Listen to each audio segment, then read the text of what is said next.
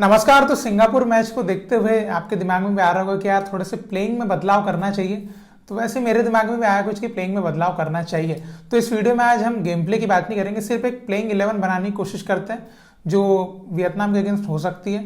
और बाकी आप भी आपकी ओपिनियन रखिएगा कि आप किन प्लेयर्स को खिलाना चाहते हैं, ठीक है। तो जो हम सिंगापुर के अगेंस्ट खेले थे उसमें काफ़ी नाराज़गी भी हुई, फैंस को भी दुख हुआ। और स्वाभाविक सी बात है, दुख तो होगा ही ना यार, हम इतना दिल से करते सपोर्ट हमारे प्लेयर्स को, हमारे देश को, तो दुख तो होना लाजमी है। लेकिन अब ठीक है, मूव ऑन तो करना पड़ेगा और आगे के मैचेस पे फोकस करना पड़ेगा। तो ये थी हमारी पिछले गेम में सिंगापुर के against playing 11। Gurpreet Sandhu goalkeeper, Akash Mishra left back, Anwar Narender stopper, Roshan हमारे राइट से, और सहल जैक्सन थापा लिस्टन थे हमारे मिड में, और छेत्री आसिक कुरनियन थे हमारे स्ट्राइकर्स। तो अभी सिंगापुर के अगेंस्ट जो परफॉर्मेंस की अगर हम बात करें तो देखिए, उस दिन सबसे पहले हम हमारे कैप्टन की बात करते हैं। तो छेत्री भैया का ऐसा मुझे लग रहा था कि वो थोड़े से टायर्ड है, उनको रिकवरी सही से मिल नहीं पाई है, तो वो सही से अप डाउन भी नहीं कर पा रहे थे और वो उनके अंदर वो लग नहीं रहा था उस दिन। तो मुझे ऐसा लगता है कि वो सही से अभी डूरंड कप का फाइनल वगैरह भी खेल के आए, बहुत उसमें डूरंड कप के फाइनल में भी काफी वर्क किया था उन्होंने। तो रिकवरी, और उसके तुरंत बाद फिर कैंप ज्वाइन करके इधर आ गए, तो सही से जो रिकवरी होना रहता है बॉडी को, वो मेरे ख्याल में मिल नहीं पाई होगी। तो इस वजह से शायद वो चीज़ हमको सिंगापुर के अगेंस्ट छेत्री भैया के अंदर दिख नहीं पाई। उसके बाद अगर हम मिड में देखें तो मिड में उस दिन हमने बात करी थी लिस्टन वगैरह की, थापा वगैरह की, तो इसमें हमको कुछ बदलाव की ज़रूरत है मिड में। और उसके बाद फिर डिफेंस में जाएंगे तो उस दिन आपको नरेंद्र पाजी का थोड़ा सा लो लगा होगा परफॉर्मेंस, और आकाश मिश्रा भाई की साइड से मिस्टेक्स हो रही थी, मतलब रोशन भाई की तरफ से मिस्टेक्स हो रही थी। तो मिस्टेक्स उस दिन हो रही थी, और अनवर पाजी की साइड से थोड़ा स्लाइटली आप बेटर बोल सकते हैं कि थोड़ा बहुत ठीक ठाक परफॉर्मेंस मिल रहा था। तो इस तरीके से उस दिन का कुछ था। तो अभी इसमें हम कुछ चेंजेस करना चाहेंगे। तो मैं क्या चेंजेस करना चाहूँगा ये मैं बताऊँगा आपको, ठीक है। तो सबसे पहले तो गोलकीपर, तो मैं यही है ना, गुरप्रीत पाजी ही गोलकीपर रहेंगे भैया अगली मेरी प्रोबेबल 11 में, तो ठीक है। फिर उसके बाद हम अगर साइड बैक पे जाते तो साइड बैक में आकाश रोशन के अलावा साइड बैक के ऑप्शंस हमारे पास मैं समझता हूँ कि उतने बेटर मुझे नहीं लगते अभी फिलहाल की कंडीशन में। तो हाँ, लेकिन अगर इस तरीके से देखें कि हाँ इन्होंने भी मैच वगैरह खेले थे और टायर्ड लेग्स रहे होंगे, शायद रिकवरी सही से मिली ना हो, तो मे बी सिंगापुर के अगेंस्ट वो एक हमको सही से जो दिखता है इनके साइड से, एक वो है ना एफर्टलेस परफॉर्मेंस एकदम खतरनाक वाला, वो मे बी ना दिख पाया हो। तो मे बी इस मैच में हमको दिखे, तो मैं यही होप रखता हूं। तो मैं इस पोजीशन पे भी बदलूंगा नहीं, इधर आकाश भाई को ही खिलाऊंगा और इधर रोशन भाई को ही खिलाऊंगा। फिर उसके बाद मैं स्टॉपर में जरूर बदलाव चाहूंगा। स्टॉपर में मैं नरेंद्र भाई की जगह चेंज करना चाहूंगा, ठीक है। और अनवर भाई की जगह तो मैं वही खिलाना चाहूंगा, ठीक है। तो झिंगन पाजी जो है उनको एक स्टॉपर बनाना चाहूंगा अनवर भाई के साथ। और इसमें एक और चीज़ ये भी हो सकती है कि अगर अनवर भाई को भी रेस्ट देते हैं, तो मुझे लगता नहीं कि अनवर भाई को रेस्ट देने की ज़रूरत है, तो हमारे पास सना सिंह का ऑप्शन रखा हुआ है। तो अगर वो भी अगर खेले तो झिंगन भाई के साथ उनकी कैसे केमिस्ट्री बनती है वो भी एक देखने को मिल जाएगा।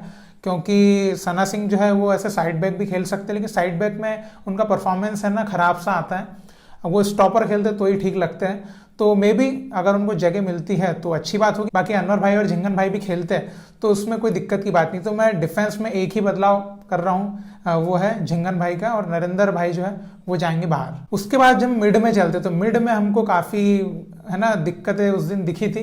तो सबसे पहले तो मैं यहाँ पर थापा भाई को चेंज करना चाहूँगा, क्योंकि मुझे ऐसा लगता है कि यहाँ पर वियतनाम के अगेंस्ट हमको एक प्लेयर है जो थोड़ा सा बेटर करके दे सकता है अभी तुरंत की कंडीशन में, तो वो है हमारे ब्रेंडन भाई, ठीक है। तो मैं ब्रेंडन फर्नांडेज को यहाँ पर एक एज अ अटैकिंग मिडफील्डर के रूप में देखूंगा मेरी अगली प्लेइंग 11 में। उसके बाद डिफेंसिव मिड में अगर देखेंगे तो जैक्सन भाई है और खाबरा पाजी भी खेल सकते हैं, लेकिन मैं यहाँ पर जैक्सन भाई को वापस से चुनूंगा कि जैक्सन भाई वियतनाम के अगेंस्ट थोड़ा सा एक होता है ना कभी कि सिंगापुर के अगेंस्ट मे बी वो उनका निखर के ना आया हो परफॉर्मेंस, लेकिन हो सकता है कि इस मैच में हमको दिख जाए। क्योंकि आप देख सकते हैं कि जैक्सन भाई जो उन्होंने काफ़ी पिछले मैचेस जो रहे हैं हमारे एशिया कप क्वालिफायर्स में भी, उसमें अच्छा परफॉर्मेंस है ना, एक्सपेक्टेशन से अच्छा परफॉर्मेंस दिया है। तो आप सोच सकते हैं, मतलब मैं तो सोच सकता हूं, तो मैं तो उनको अपनी प्लेइंग 11 में रखना चाहूंगा अगली। भले पिछले मैच में थोड़ी बहुत हमको दिख रही थी मिस्टेक्स, लेकिन मैं फिर से भरोसा दिखाऊंगा जैक्सन भाई पे कि उनको रहना चाहिए। बाकी ऑप्शन है खाबरा भाई का भी, तो देख सकते हैं अभी स्टेमिच साहब तो क्या करेंगे, लेकिन मैं तो जैक्सन भाई के साथ जाना चाहूंगा। उसके बाद जो लिस्टन भाई है, लिस्टन भाई को मैं अपनी प्लेइंग 11 में नहीं रखूंगा इस बार। क्यों नहीं रखूंगा? क्योंकि पिछले मैच में मुझे कहीं ना कहीं लिस्टन भाई का परफॉर्मेंस जो चाहा थी मुझे वैसा नहीं मिला, और जबकि अभी लिस्टन भाई को तो काफ़ी रेस्ट भी मिल गया, तो डूरंड कप से काफ़ी बाहर पहले हो गए थे। तो अभी मैं उनकी जगह किसको खिलाना चाहूँगा? तो लिस्टन भाई की जगह मैं अभी छांगटे को खिलाना चाहूँगा। अब छांगटे को क्यों खिलाना चाहूँगा उसके पीछे मैं आपको वजह बताता हूँ कि छांगटे भाई का परफॉर्मेंस इंडिया टीम में कैसा रहा है, पहला मैं वो नहीं देखना चाहता। उनका परफॉर्मेंस जो अभी रिसेंट में हमने देखा है, जैसे आप मुंबई सिटी के लिए देख ले, डूरंड कप में भी, उससे पहले आईएसएल में भी या एएफसी चैंपियंस लीग में भी, इन सब के हिसाब से जब हम देखते हैं तो मुझे कहीं ना कहीं ऐसा लगता है कि छांगटे भाई को एक चांस देना चाहिए प्लेइंग 11 में इस बार। और देखते हैं अभी डूरंड कप में अभी उन्होंने बहुत अच्छा परफॉर्म किया है तो कॉन्फिडेंस लेवल अच्छा होगा, तो क्यों ना उनको दिया जाए मौका और देख लिया जाए। हाँ, और फर्स्ट हाफ में अगर आपको नहीं दिखता है कुछ अच्छा तो सेकंड हाफ है ना आपके पास, सेकंड हाफ में प्लेयर बदल सकते हैं, कोई दिक्कत की बात नहीं। तो छांगटे भाई को मैं मेरे जो विंग पे डालना चाहूँगा। फिर अगली साइड पे जाते तो साहल भाई आते हैं। अब साहल भाई को मैं जरूर रखना चाहूँगा अपनी प्लेइंग 11 में, क्योंकि साहल भाई एक क्रिएटिव प्लेयर है और कभी भी उनकी क्रिएटिविटी दिख जाती है। अब मुझे एक बड़ी दिक्कत क्या लगती है पता है, साहल भाई को ये दौड़ाना चाह रहे हैं कि विंग के ऊपर आप दौड़ो, ठीक है। अब भैया एक सीधी सी बात है कि साहल भाई दौड़ने भागने वाले प्लेयर नहीं है कि वो बॉल रन कर रहे हैं भाग रहे हैं वाले प्लेयर नहीं है साहल भाई। साहल भाई ये बॉल रख के खेलने वाले, ड्रिबल करने वाले, ठीक है, एक विजन वाले प्लेयर है कि जो बॉल रख के खेलता है, ड्रिबल करता है।